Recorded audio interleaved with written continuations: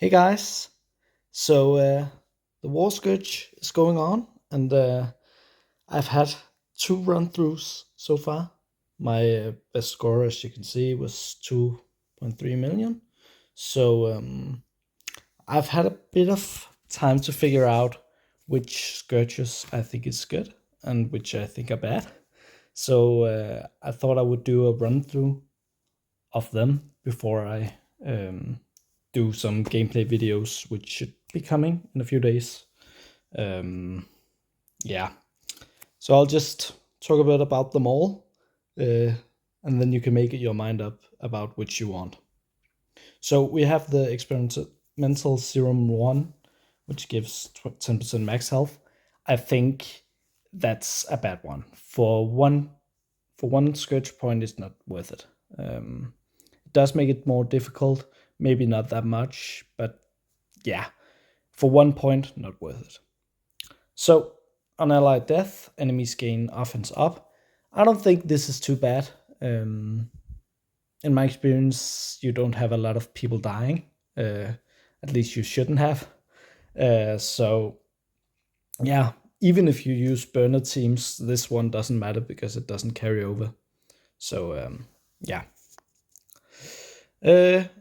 Yeah, another one with 30% max health. Still not worth it for 5 points. The 40% one I think is worth it. We'll come to that later. Okay, this one is a bit tricky. When a player character dies, enemies gain 2 ability energy. And this one really destroys the purpose of using better teams. So if you depend on that to beat nodes 5 and 10, all my scourge choices are made based on those 2 nodes, because that's the ones that is the ones that are difficult for me. The other ones I sail right through for the most part. So I have this one on. It's one of the more difficult one, and it's not that rewarding. So maybe not the first one to put on. 5% drain. I don't think this one matters. I didn't even notice I had it on. So yeah, not a problem. Player character gains ability energy, applies slow to them. This one is pretty bad, I think. Especially, again, for nodes 5 and 10. You have Heimdall giving out ability energy. You have Thor gaining ability energy when he reaches his full stacks.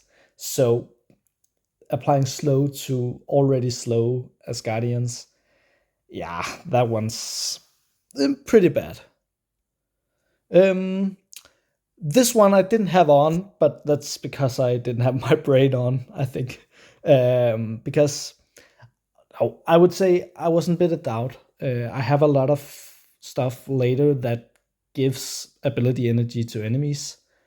So I thought maybe that would stack with this one, but I just tested it and it doesn't.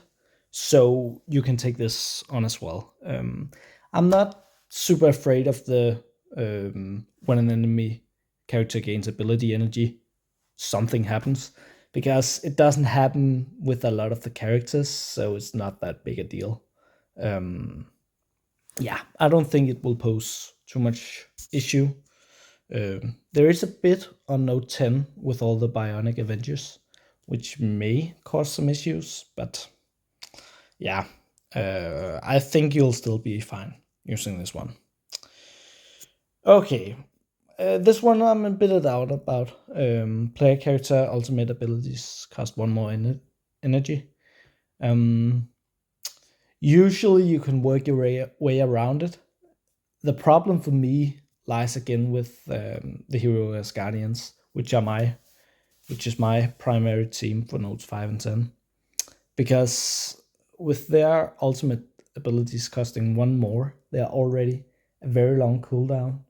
So yeah, it's maybe I'll try it on actually for this one for my next try, but I think that's a pretty difficult one and might screw you up. So be aware. And this one as well.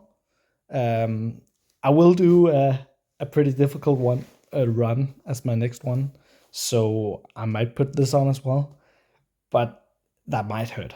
You have Sif of the Hero Asgardians, who gains taunt, and she will just melt with defense down.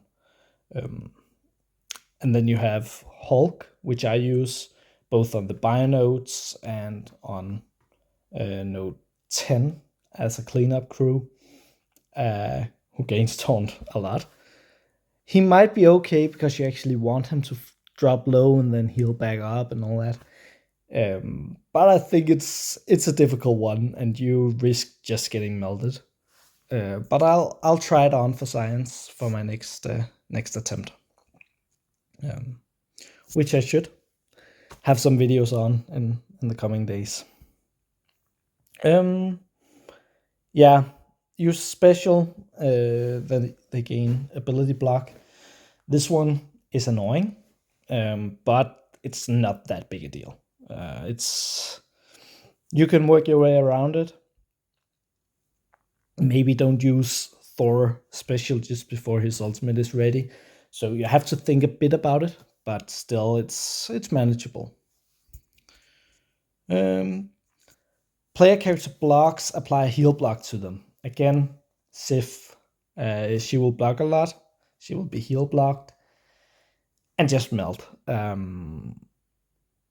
I don't mind her or Heimdall dying on node 10, because it can trigger Valkyrie passive.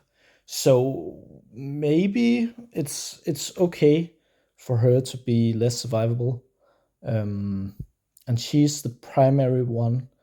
But I also use Secret Avengers on the skill nodes, and they block a lot, and they're actually pretty difficult to beat the skill nodes. So I think I'll leave this off for now. Might do it later, but I think it's too much for now. Yeah, this one I don't like it. When an enemy drops below 50% health, they gain death proof. Because a lot of what you depend on is Thor doing his passive. That's what really drives nodes 5 and 10. You really want that passive to kill someone, and if they have death proof, it won't. So I think this one could mess you up pretty badly, especially with as low powered Hero Asgardians as I have. I think if you have bigger ones, they can survive longer. I think you'll be fine putting this on. But for me, my Hero Asgardians are below 700k, and to rock these scores out, it's pretty difficult. And yeah, don't want to make it too difficult. When a player character uses their ultimate, they gain blind. This one's also difficult, but manageable. And again, think of nodes 5 and 10. I actually am a bit in doubt about why it worked the way it did. The Hero Asgardians have resistance against blind from Heimdall, but still they got the blind, but they weren't really blinded. All my stuff still landed, but it showed the blind there.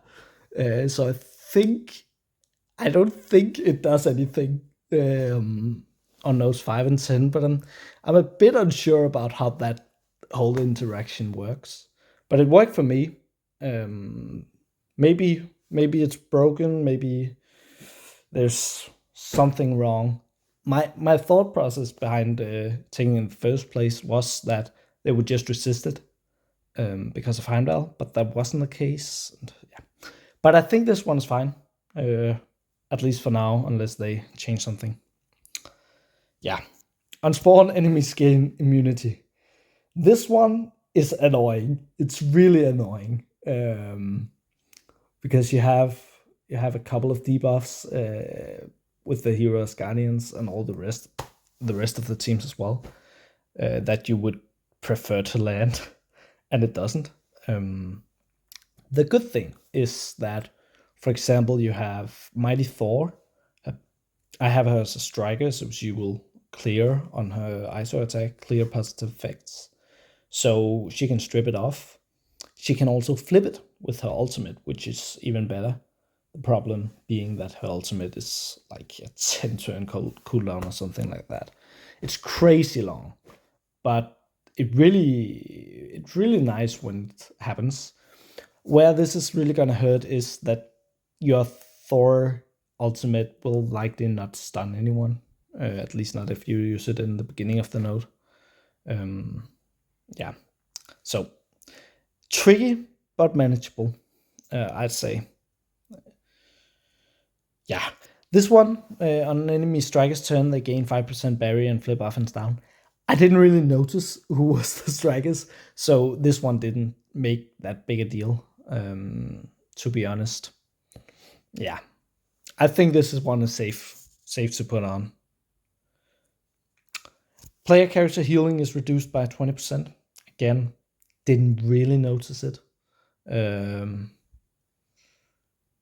Yeah, when my Hero Asgardians took their turn, they would heal still a fair bit.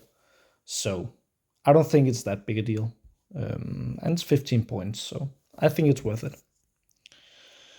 And this one, when a player character uses their ultimate ability, all enemies gain 1 ability energy. Again, it can get pretty messy when you use a lot of ultimates, because you get blinded, they get ability energy and all that. So it's not a pretty situation, but I didn't have that many issues with it. A problem is, of course, Omega Red on node 5, but you really want to kill him before he takes a second turn. So in that way, it doesn't really make a difference. Yeah. Player character special abilities cost 1 more ability energy. I found this one to be quite okay. You don't have... My Heimdall is very weak. His special is the most important of the specials on the Hero Asgardian team because it will clear stuff. But my Heimdall would just die. So he will get to use it once, maybe, on the 2 nodes, and that's it. And that's okay. So doesn't make that big a difference. Yeah. This one is the same as the striker. When a fortifier character uses an ultimate ability, spread positive effects on that character to adjacent allied characters.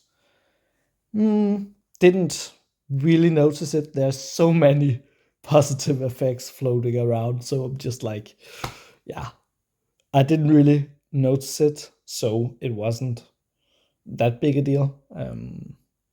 I don't remember how many fortifiers there are, which there are. So, yeah, I don't think it's that big a deal. Okay, now we are at the 40% max health.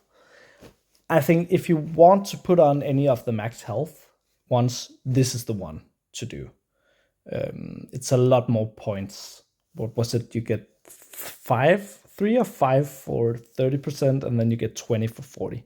So definitely think this one is the best one if you want to put it on. It does make it a lot more difficult, actually.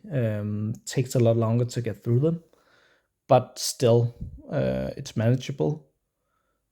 And yeah, I think if you find it fairly easy, find the enemies pretty squishy, this one is a good idea. Instead of going up a difficulty, just add this one on. I think that's more worth it. And okay, I should also speak about the ones I didn't choose, of course. I didn't take this one. When a player character takes damage, they gain a minor bleed. I might try it on, but I don't like when they take damage, they gain bleed, because especially Hero Asgardians, they will take a lot of damage before they take their turn. So these bleeds will just stack up, and then they might just bleed out on their turn. It's only minor bleed, so it's half the damage of regular bleed, but still, I'm a bit afraid that they would get too many stacks of this before they get their turn, as they don't really have a cleanse. Yeah.